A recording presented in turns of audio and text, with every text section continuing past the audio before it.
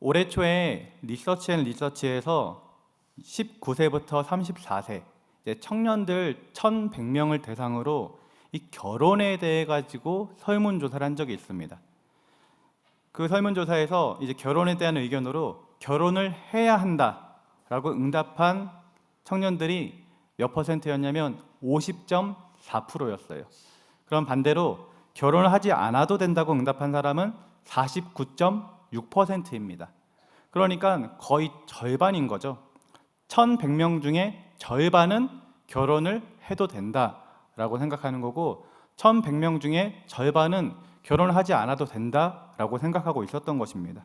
그래서 왜 결혼하지 않아도 되냐라는 이 질문을 던졌더니 그 대답이 가장 큰 이유로 69%가 나왔는데요. 가장 큰 이유가 경제적으로 여유가 없기 때문이라고 대답했다고 합니다. 우리나라 2022년도 합계 출산율은요 0.78명을 기록했다고 합니다. 그리고 2023년은 0.73을 기록했고 올해는 0.68을 기록할 것으로 예측되어지고 있어서 이 출산율은 점점 떨어지고 있다고 봅니다. 이 저출산의 문제는 이미 사회적 문제로 떠오른 지 굉장히 오래되었죠. 그런데 2030 세대, 이 젊은 세대들, 청년들도요 이 저출산 문제에 대해서 이것이 지금 사회적 문제다, 우리가 해결해야 될 사회적 문제다라고 인식한 비율이 73.9%로 굉장히 높습니다. 청년들도 젊은 세대들도 이 저출산 문제는 해결해야 된다라고 생각은 하는데요. 그런데 출산에 대한 동의는 굉장히 낮았습니다. 왜냐하면 아이가 있어야 한다는 생각에는요 절반도 미치지 못했기 때문이에요. 2030 세대 39.5%, 약 40%는 아이가 있어야 한다에 동의를 했는데요. 반대로 34.4%는요 아이가 있어야 한다에 별로 동의하지 않았고 무려 26.1%는 전혀 동의하지 않는다. 그러니까 아이가 없어도 된다라고 생각한 사람들이 26.1%고 아이가 없어도 된다라고 생각한 사람들이 34.4%. 그 둘을 합치면 임신과 출산을 꺼리는 사람들이 60.5%가 된다는 것을 볼 수가 있어요. 이 저출산의 문제가 사회적 문제로 굉장히 큰 이슈이지만 나는 아이를 낳기 힘들다, 나는 아이를 낳을 수 없다라고 생각한 거죠. 그래서 왜 임신과 출산을 꺼리는지 조사를 했더니 가장 큰 이유가 30%로 아이의 양육, 교육 비용이 이제 부담스럽다라고 청년들이 대답했다고 합니다. 아이를 낳지 않는 이유 중에 가장 큰 이유는 경제적 여유가 없다라는 것이었습니다. 이처럼 많은 사람들이 경제적인 이유 때문에 결혼할 생각을 하지 못하고 경제적인 이유 때문에 아이를 낳을 생각도 하지 못하고 있는 것이에요. 이것이 지금 젊은 세대들이 가지고 있는 생각이고 그들의 인식입니다. 이처럼 많은 사람들이 물질 때문에 힘들어하고 물질 때문에 걱정과 근심에 쌓여 있고 물질 때문에 가정을 이룰 생각도, 물질 때문에 자녀를 낳을 생각도 못하고 있는 것입니다. 어느 날 교회학교 초등부의 한 선생님이 이 아이들한테 그날의 이제 주제였던 하나님의 도우심에 대해서 말하면서 이런 질문을 했어요. 지금 너희한테 가장 필요한 것이 무엇이니? 지금 너희한테 하나님의 도움이 임한다라면 어떤 부분이 도와줬으면 좋겠니? 라고 물었더니 찬양팀으로도 섬기고 있는 믿음이 신실했던 여자아이 한 명은요 더 강한 믿음과 성실한 신앙생활을 달라고 대답을 했대요. 그리고 다른 친구는 이제 중학교 입학을 앞두고 있으니까 공부를 더 잘하게 해달라고 기도했다고 합니다. 근데 나머지 6명은요 대부분이 하나님께 바라는 것이 무엇이었냐면 돈이었다고 얘기했다고 해요. 왜 돈이냐고 물었더니 자기가 하고 싶은 것을 하기 위해 가지고 돈이 가장 절실하게 필요하다고 대답했다고 초등학교 6학년 아이들이 그렇게 말했다고 합니다. 제가 20대 초반에 친구들과 이 꿈에 대해서, 우리들의 미래에 대해서 이렇게 얘기를 나눈 적이 있는데 아직 철이 없던 녀석들이긴 하지만 대부분의 친구들이 결국에는 이 돈을 많이 버는 게 꿈이라고 대답했던 기억이 있습니다. 어떤 한 친구는 자기는 돈만 많이 벌 수 있으면 조폭이 되어도 좋다, 이렇게까지 얘기했던 친구가 있었어요. 지금 시대는 소명의식, 직업윤리보다 물질이 우선인 시대가 되었습니다. 교사, 의사, 경찰, 특히 목사는 소명의식이 뚜렷해야 합니다. 그런데 지금 시대는요, 소명의식이 없는 시대로 바뀌어 버렸습니다. 직업윤리가 사라진 시대가 되어버린 것이죠. 의사들이요, 사람을 살리기 위해서 의사를 하는 것이 아니라 돈을 많이 벌기 위해서 의사를 합니다. 교사는요, 우리나라의 미래인 아이들을 가르치고 양육해야 하는 분들인데 그냥 하나의 직업으로 전락해버려가지고 그 역할을 감당하지 못하고 있는 것이에요. 다른 직업들도 마찬가지입니다. 많은 사람들이 돈에 의해서 영향을 받고 돈을 쫓으며 살아가다 보니까 직업윤리, 소명의식은 사라진 이런 악한 시대에 우리가 살아가고 있게 된 것이에요. 젊은 세대들이 결혼하지 않는 이유도 물질 때문이고, 자녀를 낳지 않는 이유도 물질 때문이고, 물질 때문에 아이들이 꿈을 선택하고, 물질 때문에 아이들이 직업을 선택하고, 물질 때문에 죄를 서슴지 않는 그런 시대가 바로 지금 우리가 살아가고 있는 이 시대라는 것이죠. 이처럼 우리는요, 물질 만능주의의 시대에 살아가고 있습니다. 너도 나도 어떻게 하면 돈을 많이 벌 수 있을까 고민하고 추구하며 살아가고 있는 것이에요. 그리고 돈이 없을 때는 근심과 걱정, 염려에 빠져서 살아가고 있는 것입니다. 리차드 포스트가 쓴 돈, 섹스, 권력이라는 책이 있는데요, 그 책에 보면 돈에 대해서 이렇게 소개를 하고 있습니다. 돈의 배후에는 아주 실질적인 영적 힘이 있어서 돈을 활성화시키고 돈에게 고유한 생명을 주고 있다. 따라서 돈은 활동적인 행위자요, 돈은 인간으로 하여금 돈에 헌신하도록 영감을 불어넣어줄 능력을 돈이 가지고 있다. 무슨 말이냐면 돈에는요, 영적인 힘과 생명이 있다라는 거예요. 그래서 우리 인간으로 하여금 이 돈에 관심을 가지게 만들고 결국에는 돈에 잠식되게 만들고 돈에 헌신되게 만든다라는 것입니다. 그리스도인의 재정 원칙이라는 책에선 돈의 힘, 이 만몬의 영이 우리에게 행사하는 영향력이 있다라면서 10가지를 소개해주고 있는데 그 중에 한 가지를 소개해드리면 돈에 대한 염려와 근심입니다. 돈에 대한 염려와 근심을 통해 만몬의 영이 우리에게 영향력을 행사하고 있다는 것이에요. 부자들은 가진 것을 잃으면 어떡하지? 하고 염려와 걱정을 하고, 가난한 사람들은 앞으로 먹고 살기 힘들면 어떡하지? 이러면서 불안해하면서 어떻게 하면 돈을 벌 수 있을까? 이것에 몰두하며 살아가게 된다는 것이에요. 이처럼 만몬의 영은 우리로 하여금 돈에 대한 근심과 걱정, 염려를 주는 것을 통해서 우리의 마음을 하나님께로 향하지 못하게 만든다는 것입니다. 하나님을 바라기보다는 돈에 대한 근심과 걱정, 염려에 쌓여있게 만든다는 것이죠. 그래서 하나님께서는 이것을 아시고 성경을 통해서 물질에 대한 경고를요, 굉장히 많이 해주셨습니다. 신약 성경 안에는 믿음에 대한 구절이 215개가 있고 구원에 대한 구절이 218개가 있다고 합니다. 그런데 돈과 관련된 청지기직 그리고 그 책임에 대해 다루고 있는 것은 무려 몇 개나 되냐면 2084개나 된다고 합니다. 이처럼 하나님께서는 물질에 대한 경고를 우리에게 많이 하셨던 거예요. 예수님의 비유 38개 중에요 16개도 물질과 관련된 비유라고 합니다. 잠언 23장 5절 말씀을 보면 내가 어찌 허무한 것에 주목하겠느냐, 정령이 재물은 스스로 날개를 내어 하늘을 나는 독수리처럼 날아가리라. 디모데전서 6장 10절 말씀은요, 돈을 사랑함이 일만하게 뿌리가 되나니 이것을 탐내는 자들은 미혹을 받아 믿음에서 떠나 많은 근심으로써 자기를 찔렀도다 라고 말하고 있습니다. 이처럼 돈과 물질은 우리가 살아가는 데 있어서 정말로 꼭 필요한 것이지만 이것이 잘못되게 되면 우리로 하여금 근심과 걱정과 염려에 쌓여있게 만들고 또 하나님을 바라보지 못하게 만드는 그런 악한 것이 될 수도 있다는 것입니다. 오늘 우리가 읽은 마태복음 6장을 보면 예수님께서는 이 하늘과 땅을 비유하면서 이 물질에 대한 가르침을 우리에게 주고 있습니다. 19절과 20절에서는 이렇게 말했습니다. 너희를 위하여 보물을 땅에 쌓아두지 말라. 거기는 종과 동록이 행하며 도둑이 구멍을 뚫고 도둑질하느니라.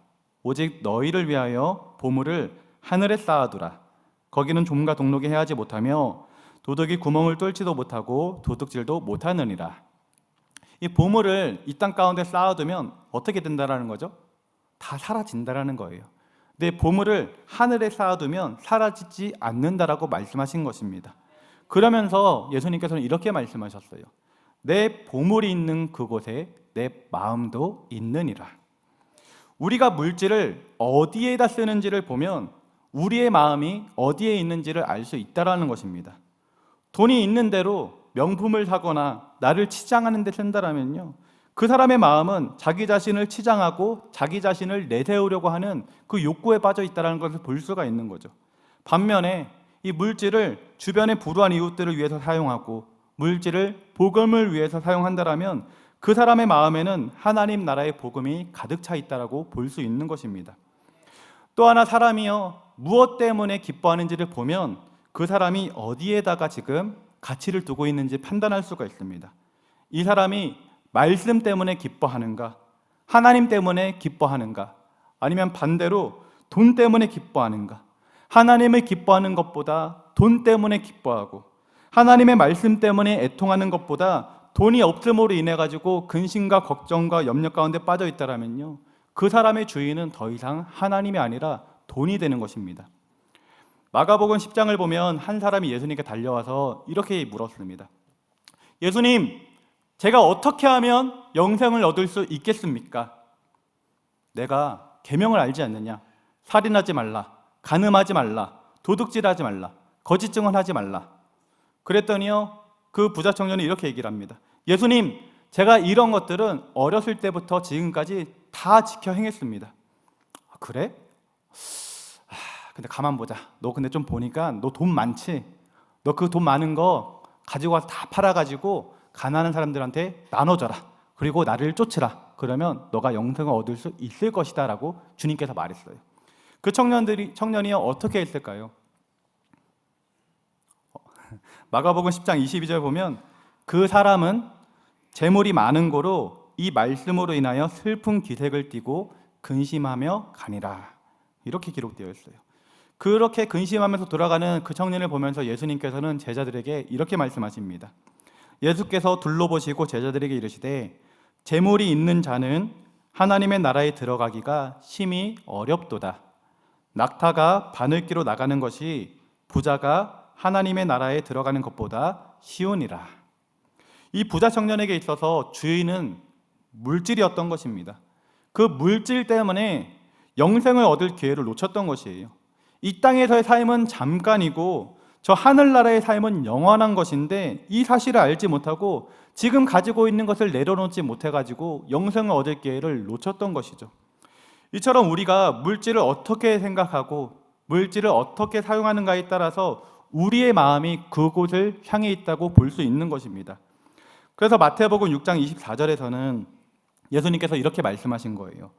한 사람이 두 주인을 섬기지 못할 것이니 혹 이를 미워하고 저를 사랑하거나 혹 이를 중히 여기고 저를 경히 여김이라. 너희가 하나님과 재물을 겸하여 섬기지 못하느니라. 아멘. 우리의 마음이 이 물질을 향해 있다라면요, 우리의 주인은 물질입니다. 반대로 우리의 마음이 하나님을 향해 있다라면 우리의 주인은 하나님이 되는 것이에요. 말로는 나의 주인이 하나님이라고 말하면서 이 물질을 포기하지 못하고 하나님을 위해서 물질을 사용하지 못한다라면요, 그 사람의 주인은 하나님이 아니라 물질이 되는 것이에요. 물질을 포기하지 못했던 이 부자 청년과 같은 모습인 거죠. 사랑하는 성도님들은 어떠십니까? 사랑하는 성도님들의 삶의 목표와 삶의 목적은 어디에 있으십니까? 하나님의 나라와 하나님의 것에 마음을 두고 있으십니까? 아니면 이 세상의 것, 물질에 마음을 두고 있으십니까? 사랑하는 성도님들은 절대로 물질의 노예가 되지 마시고 오직 하나님만 바라보며 물질을 초월하여서 하나님의 뜻을 이루기 위해 살아가시길 주님의 이름으로 기도드립니다. 이어지는 25절 말씀부터는 염려하지 말고 하나님만 의지하라 라고 우리에게 소개를 해줍니다. 25절 말씀부터 제가 몇몇 구절들만 읽어드리겠습니다. 그러므로 내가 너희에게 이르노니 목숨을 위하여 무엇을 먹을까 무엇을 마실까 몸을 위하여 무엇을 입을까 염려하지 말라. 목숨이 음식보다 중하지 아니하며 몸이 의복보다 중하지 아니하냐. 공중에 새를 보라. 심지도 않고 거두지도 않고 창고에 모아 들이지도 아니하되 너희 하늘 아버지께서 기르시나니 너희는 이것들보다 귀하지 아니하냐. 들의 백합화를 보라.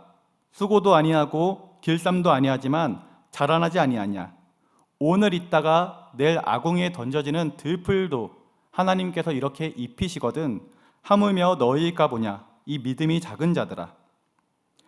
그러므로 염려하여 이르기를 무엇을 먹을까 무엇을 마실까 무엇을 입을까 염려하지 말라. 이는 다 이방인들이 구하는 것이라. 너희 하늘 아버지께서 이 모든 것이 너희에게 있어야 할 줄을 아시느니라. 아멘. 여러분, 이처럼 우리 주님께서는 우리에게 무엇을 먹을까 무엇을 마실까 무엇을 입을까 염려하지 말라고 하셨습니다. 왜냐하면 하나님께서 공중의 새를 돌보듯이 또 들의 백합화를 돌보듯이 우리를 지켜주시고 우리를 돌보아 주시며 우리에게 필요한 모든 것도 다 알고 계시기 때문인 것이에요. 사랑하는 성도님들은 하나님께서 우리를 돌보시고 지켜주시고 입히시는 것을 믿으십니까? 하나님께서는 우리가 필요한 모든 것을 알고 계시고 시기적절한 때에 도우신다라는 것을 믿으십니까? 어린아이들은요, 이 물질에 대한 근심과 걱정과 염려가 없습니다. 왜냐하면 아이들은 전적으로 부모를 믿고 의지하기 때문이에요. 아이들 스스로 무엇을 먹을까, 무엇을 마실까, 무엇을 입을까 이 염려하는 아이들 본 적 있으세요?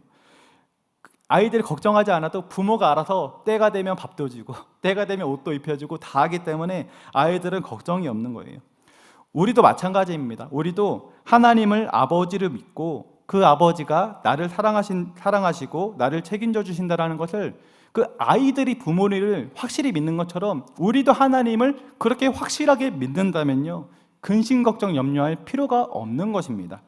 따라서 사랑하는 성도님들의 하나님이 나의 아버지 되시고 그리고 그 하나님이 나를 사랑하시고 나를 좋은 길로 인도해 주신다는 것을 확실하게 믿으신다면 염려하지 마시기 바랍니다. 하나님이 나를 사랑하셔서 책임지시고 나를 좋은 길로 인도해 주신다는 것을 확실히 마음 가운데 믿으시길 바랍니다. 제가 신학교를 다닐 때 이제 신대원 대학원을 다닐 때 돈이 이제 없었습니다. 이 교회에서 교육 전도사로 이제 사역을 하면서 사례를 받았지만 이 11조하고 헌금하고 하다 보니까 뭐 정말로 생활밖에 할 수 없었던 거죠. 그래서 방학 동안에는 이제 일을 해서 학비라도 좀 벌어야겠다는 생각으로 제가 그 당시에 아웃백 이 스테이크 집이 있지 않습니까? 그 아웃백에서 일을 했었던 적이 있어요.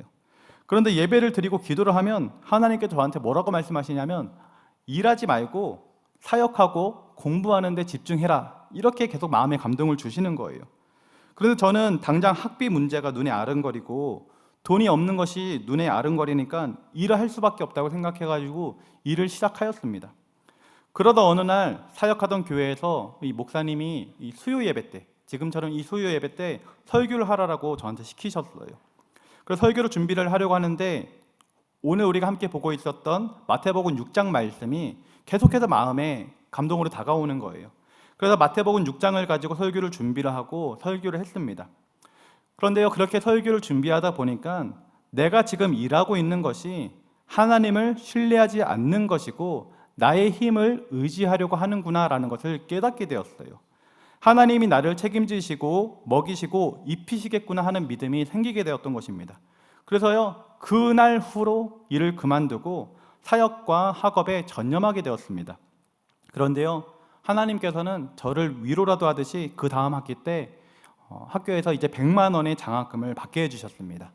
그때 하나님께 얼마나 감사했는지 몰라요. 그냥 뭐 돈 100만 원 생겨서 감사한 게 아니라 말씀 가운데 역사하신 하나님의 은혜가 너무나도 감사했었던 것이에요. 돈을 벌려고 했었던 내 생각을 내려놓고 이 말씀에 순종하는 삶을 살았더니 하나님께서 축복해 주시는구나, 하나님은 정말로 살아계셔서 역사하시는 분이시구나 라는 것을 느끼며 너무나도 감사하고 기뻐했던 기억이 있습니다.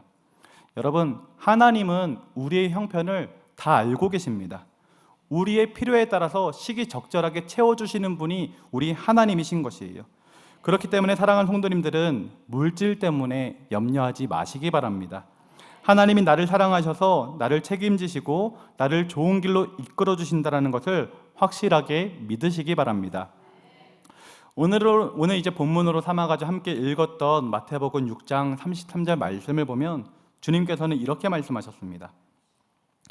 그런즉 너희는 먼저 그의 나라와 그의 의를 구하라. 그리하면 이 모든 것을 너희에게 더하시리라. 아멘. 여기에 보면 먼저라는 단어가 있지 않습니까? 이 먼저라는 단어는 프로톤이라는 단어인데요. 이것은 이제 상대적으로 먼저라는 뜻이 아니라요.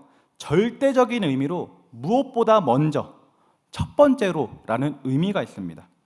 따라서 하나님의 자녀가 된 사람들이 하나님의 나라와 하나님의 의를 추구하는 것은요, 그 어느 것과 비교해가지고 상대적으로 먼저 해야 될 것이 아니라 무엇보다 먼저, 모든 것보다 먼저, 가장 먼저 해야 할 것을 말하는 것이에요.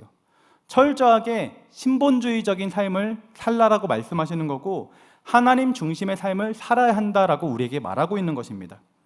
그리고 여기서 그의 나라, 먼저 그의 나라라고 할 때 나라는 바실레이아라는 뜻인데요, 단어인데 이 단어는 절대 궁주가 통치하는 왕국을 가리킵니다.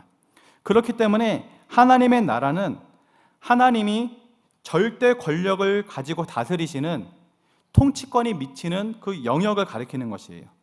따라서 하나님의 나라를 구한다는 것은 하나님의 통치권이 미치는 그 영역으로 들어가서 자신의 뜻을, 나의 뜻을 완전히 내려버리고 하나님의 다스림을 받는 그런 삶을 사는 것을 말하는 것입니다. 나의 생각, 나의 경험, 나의 성격, 이 모든 것을 내려놓고 하나님의 뜻대로 살아가는 것을 말하는 것이죠. 다른 말로 하면 바울이 말했던 것처럼 나는 죽고 예수로 사는 삶을 사는 것이고요. 다른 말로 하면 예수님께서 말씀하셨던 것처럼 자기를 부인하고 자기 십자가를 지고 나를 쫓아야 한다라는 말과 비슷한 의미가 되는 것입니다. 이처럼 하나님의 나라와 하나님의 의를 구하는 삶은요, 그의 인생의 모든 초점이 하나님께 맞춰져 가지고 하나님의 다스림을 받는 그러한 삶을 의미하는 것이에요. 저는 2009년도에 이제 미국으로 유학을 갔었거든요. 제가 미국에 처음 갔을 때 저는 빨리 공부해가지고 학업을 마쳐야겠다라는 이 부담과 열정이 있었습니다. 왜냐하면 제가 그때 당시에 나이가 25살이었어요. 그때까지 저는 수능을 4번이나 치르면서요, 대학교도 가지 못했기 때문에 너무 초조했습니다. 제 친구들은 벌써 대학교 3학년, 4학년 되어가고 여자아이들은 25살이면 벌써 졸업하고 이게 취업할 나이거든요. 근데 저는 이제 그때 처음으로 대학교에 입학을 했으니까 늦었다라는 생각에 굉장히 마음이 초조하고 조급했던 것이에요. 그런데 제가 갔던 이 미국의 베데스다 대학교는 경제학과밖에 없었습니다. 그 당시 저의 꿈은 외교관이 되는 것이었기 때문에 저는 정치 외교학과가 있는 미국의 다른 학교로 새롭게 입학을 하고자 하였어요.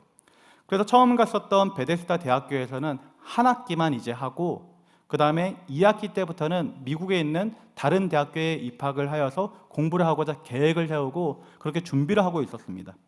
그런데 그때 교회에서는 선교팀이 꾸려지고 있었던 거예요. 그리고 선교팀장님과 그 당시에 청년부 담당 전도사님께서는 저한테 선교를 가는 것이 어떻겠냐라고 여러 번 권면을 했었습니다. 그런데요, 저는요 못 간다고 했어요. 왜냐하면 저는 지금 미국 대학교에 2학기부터 입학을 해가지고 공부를 해야 되는데 선교를 다녀오면 이 일을 처리할 수 없기 때문에 갈 수 없다라고 말했던 것이에요. 그런데 기도만 하면 하나님께서 저에게 우영아 선교 가라, 우영아 선교 가라 말씀하시는 거예요. 그때마다 저는 하나님께 하나님 저는 늦었기 때문에 공부를 해야 됩니다. 하나님 저는 공부를 해야 됩니다. 이렇게 하나님의 음성을 거절했었어요. 그러다 어느 날 시간이 많이 지나가지고 예배를 드리고 기도하는데 하나님께서 마음의 감동을 크게 주셔가지고 결국 선교를 가야겠다라고 마음을 먹게 되었습니다. 그래서 선교팀장님한테 가서 팀장님 저도 선교에 가고 싶습니다. 같이 보내주세요라고 했는데 선교팀장님이 안 된다라는 거예요. 이미 선교팀은 3월 달부터 매주 훈련하고 방학 후에는 합숙을 하면서 훈련을 했는데 그동안 훈련받지 않은 너가 선교팀에 들어오게 되면 영적 공격으로 인해 가지고 너도 힘들게 되고 우리 선교팀도 힘들게 될 것이다. 지금은 너무 늦었으니까 기도로 선교사가 되어라 라고 얘기하더라고요. 너무나도 속상했습니다. 하나님이 가라고 할 때 진작 갈 걸. 그 뒤로는 선교팀이요 모이는 모습을 옆에서 지켜보는데 얼마나 부러웠는지 몰라요. 그래서 어떻게 하면 내가 선교에 잘 동참할 수 있을까 이렇게 기도를 드렸습니다. 그래도 선교에 대한 마음을 주셨으니까 선교에 어떻게 하면 내가 동참할 수 있을까라고 고민하고 있을 때 하나님께서는 저에게 제가 가진 돈을 가지고 선교팀을 후원함으로 보내는 선교사가 되라고 말씀을 해주셨어요. 그래서 저는 그 당시에 제가 가지고 있었던 700불을 이 선교팀에 후원하게 되었습니다. 그때 환율이 1,500원 할 때였거든요. 2009년도가. 그러니까 700불이면 우리나라 돈으로 100만 원이 되는 거예요. 아주 큰 돈이었습니다. 특히 20대 중반의 학생에게는요 너무나도 큰 돈이었지만 하나님께서 마음에 감동을 주셔가지고 후원을 하게 되었어요. 그렇게 선교팀한테 후원을 하고 나니까요 얼마나 마음이 편하고 기쁘고 마음이 가벼웠는지 모릅니다. 그런데 하나님께서는요 그 뒤로 제가 하나님께 드린 것보다 더 큰 축복을 허락해 주셨어요. 한 학기가 끝나자 이제 베데스다 대학교를 나와서 다른 학교에 입학을 해야 하잖아요. 그러니까 베데스다 대학교의 기숙사에서 나올 수밖에 없었던 거예요. 그래서 어디서 살아야 될지 집 문제가 있었는데 하나님께서 너무나도 좋은 집을 예비해 주셔가지고 그 유학생들이 너도 나도 부러워할 만한 그런 집에 들어가서 살게 되었습니다.